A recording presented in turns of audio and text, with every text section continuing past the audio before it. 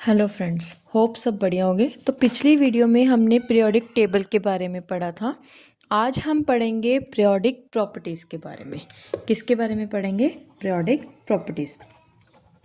अब इसमें हमारी 6 प्रॉपर्टीज़ आती हैं, हम वन बाय वन करके पढ़ेंगे। आज हम सबसे पहले कौन सी पढ़ेंगे? Atomic size. एटॉमिक साइज़ जिसे हम एटॉमिक रेडियस भी बोलते हैं। सबसे पहले एटॉमिक साइज का मतलब क्या है, ये हमें पता होना ज़रूरी है। ये न्यूक्लियस है और ये उसके क्या है? ऑर्बिट्स और शेल।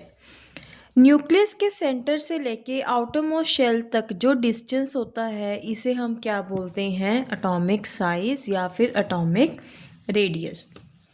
अब जो ये एटॉमिक साइज है वो किस किस चीज़ पे डिपेंड कर रहा है? ये डिपेंड कर रहा है नंबर ऑफ शेल्स पे, कि कितने नंबर ऑफ शेल्स हैं, और डिपेंड कर रहा है न्यूक्लियर चार्ज पे। न्यूक्लियर चार्ज होता क्या है? न्यूक्लियर चार्ज यानी कि जो न्यूक्लियस है उसके बीच में जो प्रोटॉन्स हैं वो कितनी फोर्स के साथ वो इलेक्ट्रॉन्स को अपनी तरफ खींच रहे हैं, that is the nuclear charge. अब नंबर ऑफ शेल्स पे देखते हैं। जैसे जैसे नंबर ऑफ शेल्स इंक्रीज हो रहे हैं तो हमें पता चल रहा है कि जो डिस्टेंस है वो भी क्या हो रहा है? इंक्रीज। तो atomic size increases with number of shells. जैसे जैसे नंबर ऑफ शेल्स इंक्रीज होंगे वैसे वैसे एटॉमिक साइज भी इंक्रीज होगा। Number of shells increases, atomic size also increases। अब बात करते हैं न्यूक्लियर चार्ज की। न्यूक्लियर चार्ज, अब सेंटर में अगर है ना ज़्यादा चार्ज होगा तो वो इलेक्ट्रॉन्स को क्या करेगा? अपनी तरफ खींचेगा। जब वो अपनी तरफ खींच रहा है तो उसका साइज ऑटोमेटिकली क्या हो रहा है? कम। तो जैसे जैसे न्यूक्लियर चार्ज इंक्रीज होगा वैसे वैसे एटॉमिक साइज क्या होएगा? डिक्रीज। क्या होगा? डिक्रीज। ये तो हमने पढ़ा कि एटॉमिक साइज किस चीज़ पे डिपेंड कर रहा है। अब हम पढ़ेंगे इसका ट्रेंड। ट्रेंड यानी कि अगर हम ग्रुप में देखें, ग्रुप क्या था? डाउन, जो हम टॉप टू बॉटम जाते हैं। अगर हम डाउन द ग्रुप देखें तो जो एटॉमिक साइज है वो क्या रहेगा?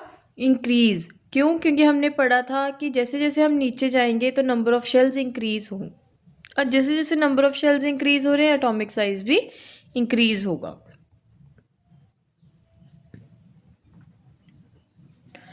अब अगर हम पढ़ते हैं क्रॉस द पीरियड यानी कि लेफ्ट टू राइट।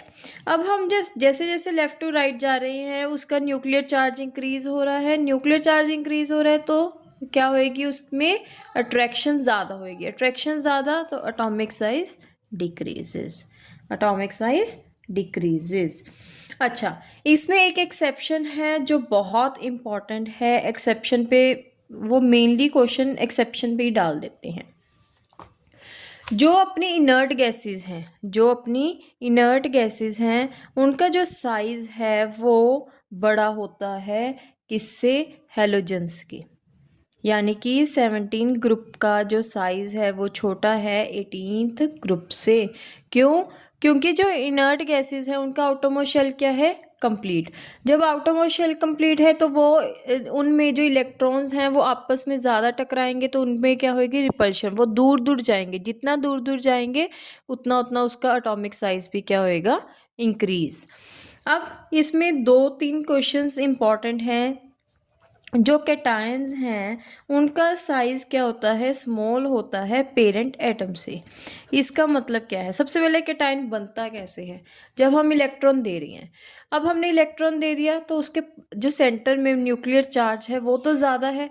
वो न्यूक्लियर चार्ज ज़्यादा होने के कारण जो उसमें अट्रैक्शन है इलेक्ट्रॉन्स की न्यूक्लियस की तरफ क्या होएगी? इंक्रीज, जिसके कारण जो कैटायन का साइज़ है वो क्या होएगा?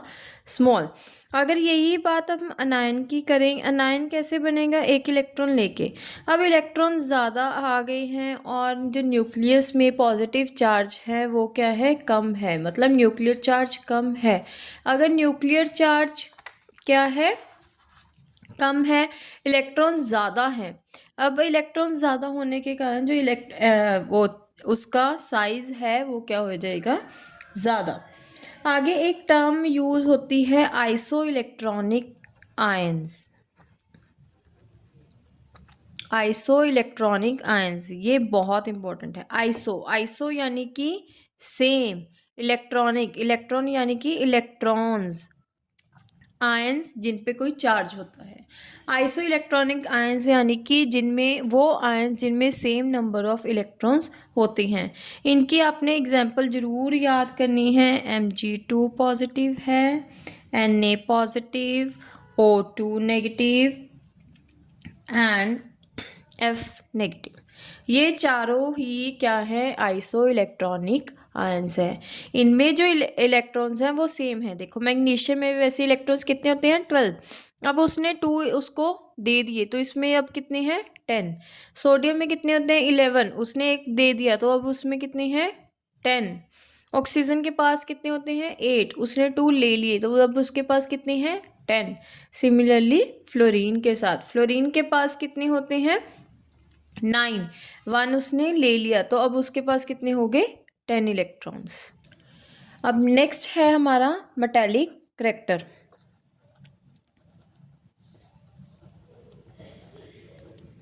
मेटालिक करैक्टर यानी कि मेटल्स, मतलब वो एलिमेंट्स जिनमें जो अपने इलेक्ट्रॉन्स को दे सकते हैं, देने के बाद वो क्या बन जाए, पॉजिटिव बन जाए, तो उन्हें हम क्या बोलेंगे, मेटल्स। क्या बोलते हैं, मेटल्स। जैसे सोडियम है, सोडियम के पास 281 होती है इसकी इलेक्ट्रॉनिक कॉन्फ़िगरेशन। अगर इसमें से हम एक इलेक्ट्रॉन निकाल दें, एक इलेक्ट्रॉन निकाल दें तो ये क्या बन जाएगा, Na पॉजिटिव। Na पॉजिटिव यानी कि 2 और 8। अब इसने अपना एक इलेक्ट्रॉन क्या कर दिया, लॉस कर दिया, तो ये क्या बन गया, एक मेटल बन गया। क्या बन गया, मेटल। अब जो ये मेटालिक करैक्टर है ये भी वही दो चीज़ों पे डिपेंड कर रहा है, atomic size and nuclear charge. Atomic size and nuclear charge. अब जैसे जैसे एटॉमिक साइज इंक्रीज हो रहा है, जैसे जैसे एटॉमिक साइज इंक्रीज हो रहा है वैसे वैसे जो न्यूक्लियस की अट्रैक्ट करने की पावर है वो क्या हो रही है, कम। वो कम हो रही है तो वो मेटालिक करैक्टर उसका इंक्रीज हो रहा है, यानी कि वो मेटल,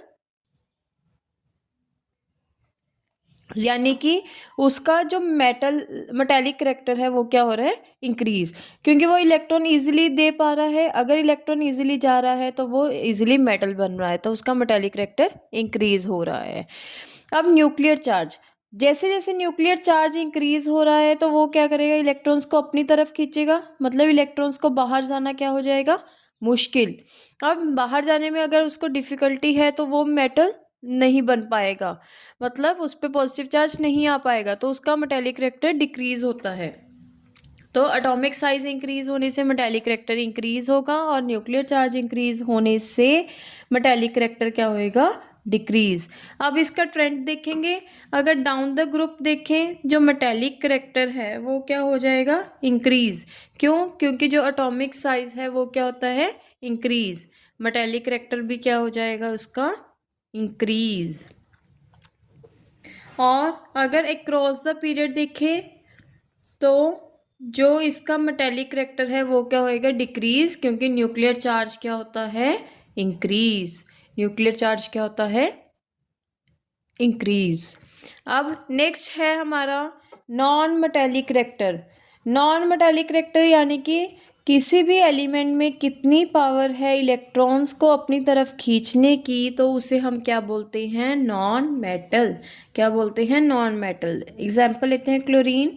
क्लोरीन की इलेक्ट्रॉनिक कॉन्फ़िगरेशन 287 है। ये एक इलेक्ट्रॉन को अगर ले लेगा तो इसका क्या बन जाएगा, 288। तो ये क्या है, एक नॉन मेटल है। ये भी वही दो चीज़ों पे डिपेंड कर रहा है, atomic size and nuclear charge. Atomic size and nuclear charge. अब इसमें अगर हम देखते हैं जैसे जैसे एटॉमिक साइज इंक्रीज होगा तो जो न्यूक्लियस की वो है एबिलिटी है इलेक्ट्रॉन्स को खींचने की, वो क्या हो रही है, डिक्रीज।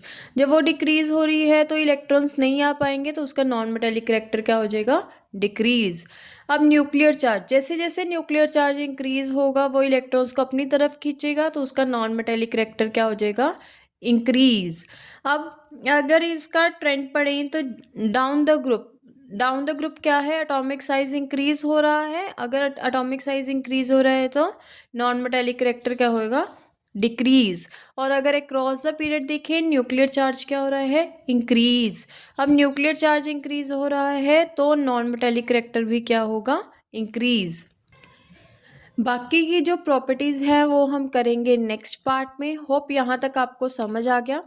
अगर एक बार आपको ये सारी समझ आ गया तो इसके जो इसके रिलेटेड क्वेश्चंस हैं वो मैं आपको बताऊंगी, उसकी ट्रिक की वो उसको कैसे याद करना है। और एक आपको पीरियोडिक टेबल का जो शॉर्ट है वो भी मैं अपलोड कर रही हूँ, तो आप मेरे चैनल पे जाके शॉर्ट्स देख सकते हैं कि कैसे पीरियोडिक टेबल को याद करना है। जैसे ही आपको पीरियोडिक टेबल याद होगा तो इस चैप्टर के जो क्वेश्चन है वो आपको सॉल्व करना बहुत इजी हो जाएगा। So please like, subscribe and share my channel.